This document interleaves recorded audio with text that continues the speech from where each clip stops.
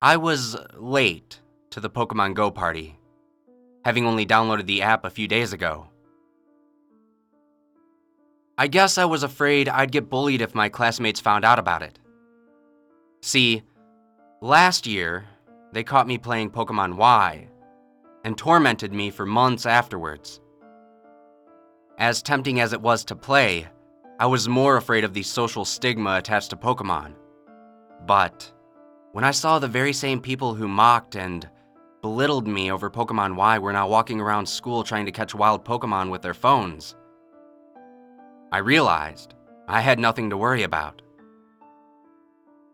I had a lot of work to do if I wanted to catch up to the level of the players in my town.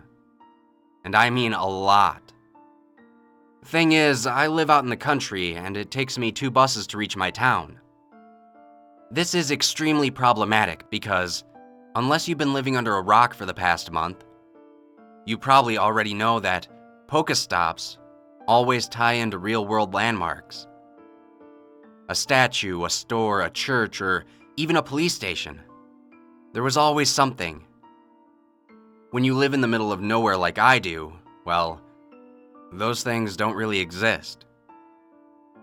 What I'm trying to get at is there weren't any Pokestops near my house, and even the Pokemon themselves were scarce.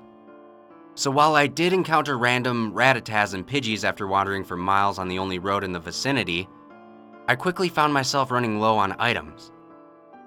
So I came up with a plan. I'd hang around town after school and go Poke hunting before catching the last bus home. My parents wouldn't mind. As soon as the last bell of the day rang, I followed the tidal wave of students rushing down the stairs and out of the building. Most were trying to get prime seating on the bus, while others were like me and were heading off on their own Pokemon adventures. Still a little self-conscious, I strayed away from my fellow classmates and headed towards Main Street in the hopes of replenishing my stock. Bingo! There were at least 3 Pokestops on the map already. I tracked each one down, spun the icon, and earned myself some much-needed Pokeballs and eggs. Just as I was about to turn back and head home, I spotted one last Pokestop I had missed. Somebody had placed a lure on it.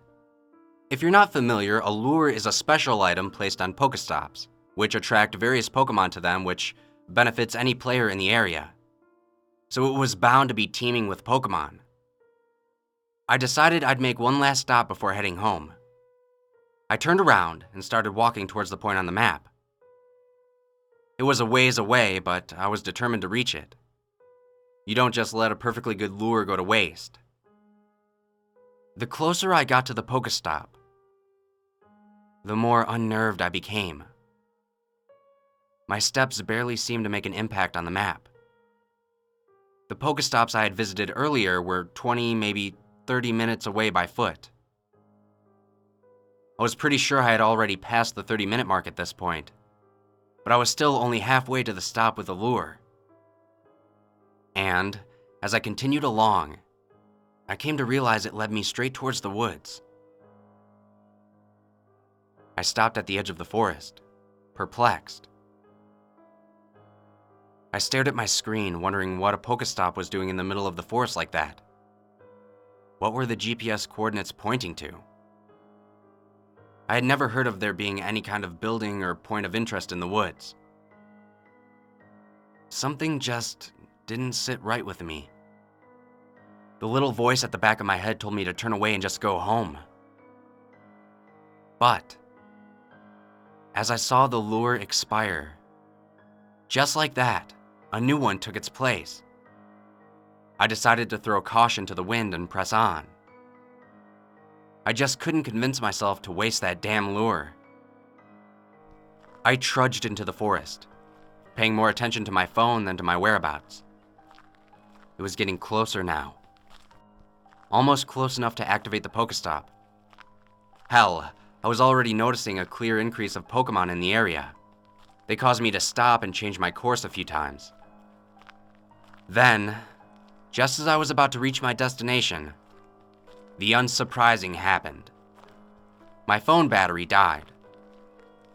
and my screen went black. I cursed beneath my breath.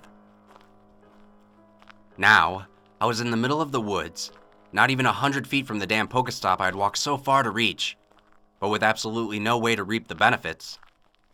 Worse yet, I realized I didn't know my way back. The crackle of a twig brought my attention to someone several yards away. I recognized my classmate on the other side of a nearby clearing, nose glued to his screen as he searched for the mysterious Pokestop. I was about to call to him when I heard another sound. Just as Frank walked into the clearing, someone ran out from the bushes and tackled him to the ground.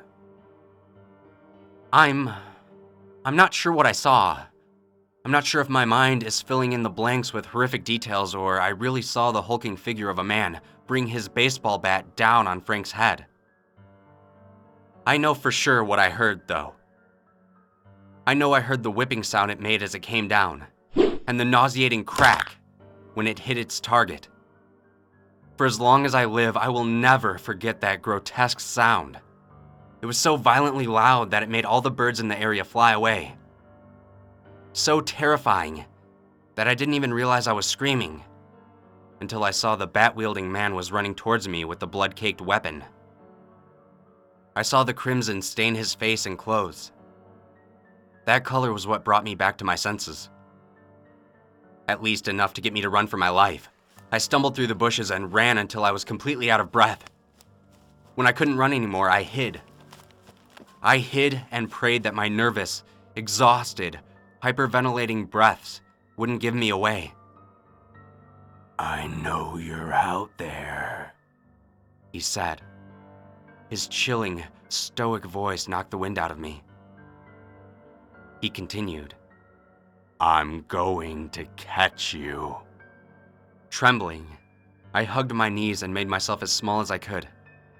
Meanwhile, his footsteps grew closer. Beads of sweat rolled down my face.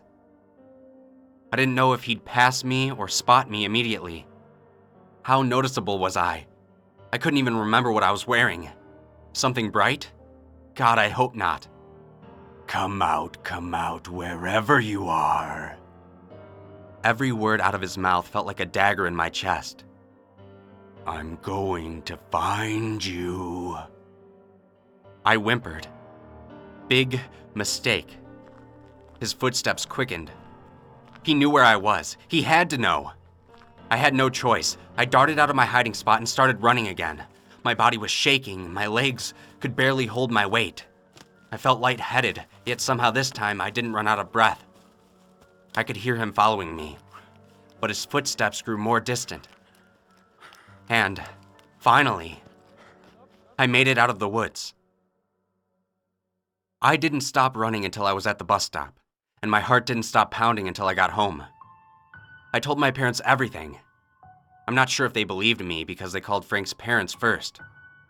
When they were told that he hadn't come home yet, they called the cops. The police combed the woods in search of the man I had seen.